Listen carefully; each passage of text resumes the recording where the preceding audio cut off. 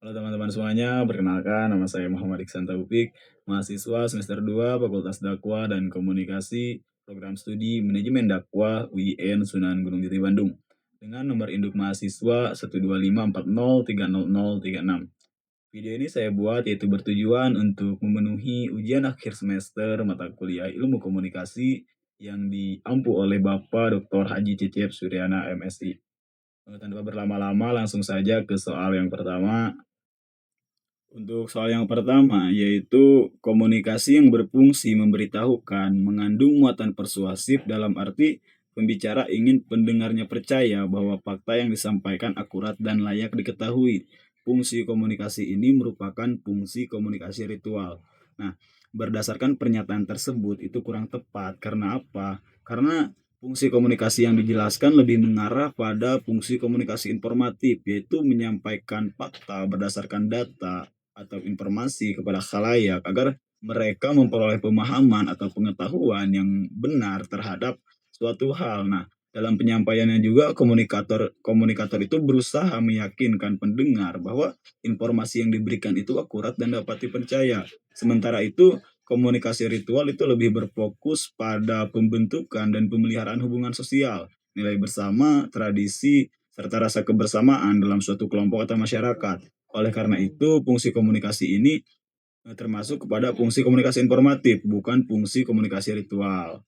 Nah, lanjut ke soal yang kedua, yaitu gangguan komunikasi yang disebabkan karena kesalahan pada bahasa yang digunakan merupakan gangguan teknik. Nah, pernyataan ini juga kurang tepat karena apa? Karena hambatan komunikasi yang muncul akibat penggunaan bahasa yang tidak jelas, istilah yang sulit dipahami, atau perbedaan penafsiran makna termasuk ke dalam gangguan semantik. Nah, gangguan semantik ini dapat terjadi karena komunikator dan komunikan memiliki pemahaman yang berbeda terhadap pesan yang disampaikan. Sedangkan gangguan teknik ini berkaitan dengan kerusakan atau masalah pada media sosial, pada media komunikasi. Nah, seperti suara yang terputus, mikrofon yang rusak, atau jaringan internet yang tidak stabil. Nah, dengan demikian kesalahan bahasa ini termasuknya kepada gangguan semantik, bukan gangguan teknik. Lanjut ke soal yang ketiga, yaitu suatu peristiwa yang berlangsung dalam suatu waktu, peristiwa tersebut akan berlangsung sekali dan tidak dapat diambil kembali. Nah, pernyataan ini benar karena apa? Karena salah satu karakteristik komunikasi adalah bersifat irreversible atau tidak dapat ditarik kembali. Nah, jadi setiap pesan yang telah disampaikan akan menjadi bagian dari pengalaman penerima dan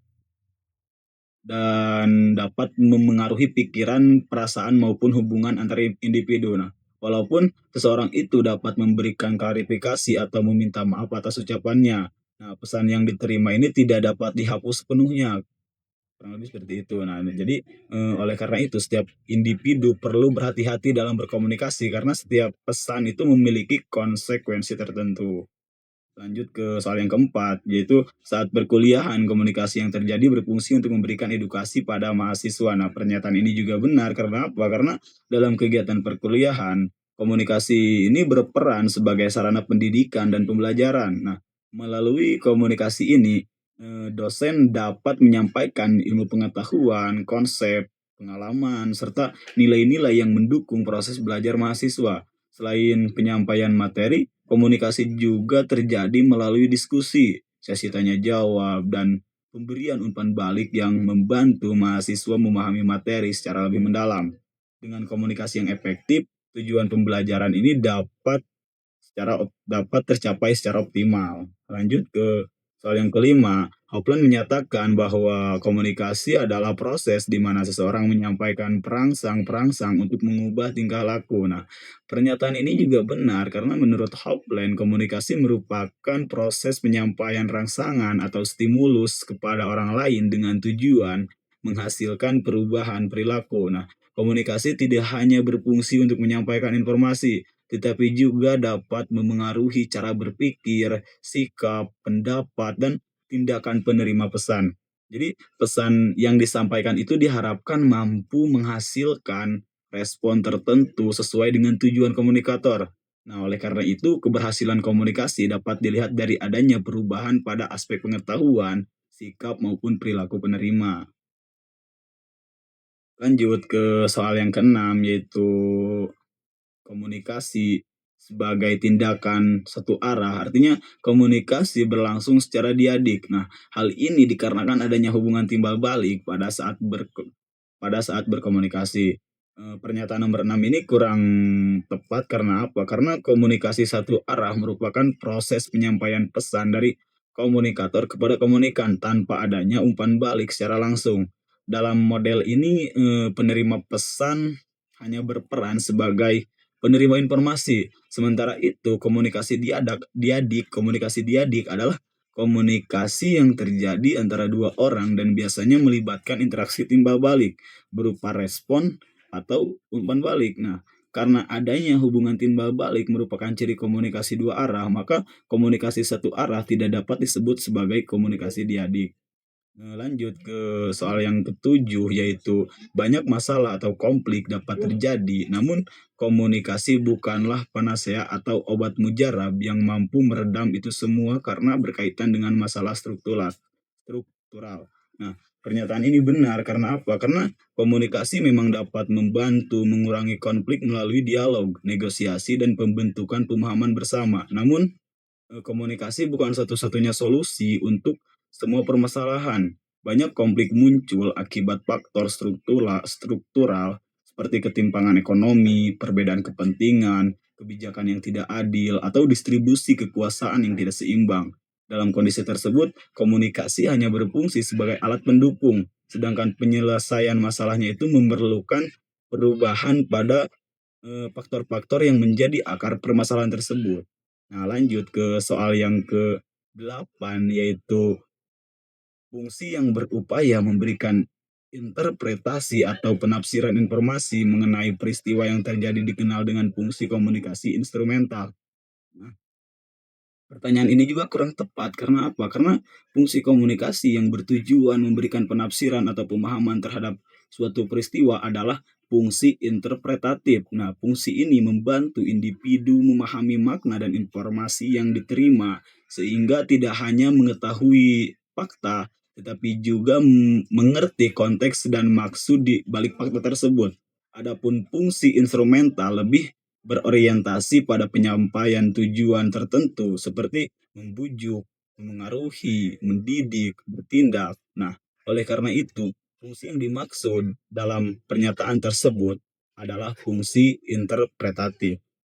Lanjut ke soal yang nomor 9, yaitu sentuhan yang menandai adanya afeksi atau hubungan yang akrab disebut cinta keintiman. Nah, pernyataan ini benar karena apa? Karena dalam komunikasi nonverbal, sentuhan merupakan salah satu cara menyampaikan pesan tanpa menggunakan kata-kata.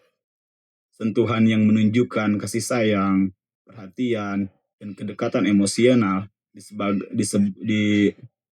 dikenal sebagai love intimate touch atau sentuhan cinta keintiman. Nah, bentuk sentuhan ini biasanya terjadi dalam hubungan yang dekat, seperti antara orang tua dan anak, pasangan, atau sahabat dekat. Nah, melalui sentuhan tersebut, seseorang dapat menyampaikan dukungan, rasa aman, dan kehangatan emosional kepada orang lain. Lanjut ke soal yang terakhir, yaitu soal yang ke-10. Teori menengah dari Osgood menjelaskan bahwa manusia tidak hanya bereaksi terhadap rangsangan yang diterima dari luar, tetapi juga dipengaruhi oleh proses internal dalam dirinya. Nah, pernyataan tersebut benar. Pernyataan tersebut itu benar karena apa? Karena teori menengah dari Osgood ini menjelaskan bahwa dalam proses komunikasi manusia tidak bertindak sebagai penerima rangsangan yang pasif. Manusia tidak hanya memberikan respon secara otomatis terhadap pesan atau stimulus yang datang dari luar, tetapi juga melakukan proses internal terlebih dahulu sebelum memberikan tanggapan. Nah, proses internal tersebut meliputi persepsi, penafsiran, pengetahuan secara berpikir individu. Nah, dengan kata lain, pesan yang diterima akan diolah dalam pikiran sehingga respon yang muncul dapat berbeda antara satu orang dengan orang lainnya. Menerima rangsangan yang sama, meskipun menerima rangsangan yang sama. Nah, teori ini menunjukkan bahwa perilaku komunikasi dipengaruhi oleh faktor psikologis dan proses kognitif dalam diri manusia, bukan semata-mata stimulus dari lingkungan. Sekian jawaban-jawaban dari saya. Mohon maaf apabila banyak kesalahan. Terima kasih. Wassalamualaikum warahmatullahi wabarakatuh.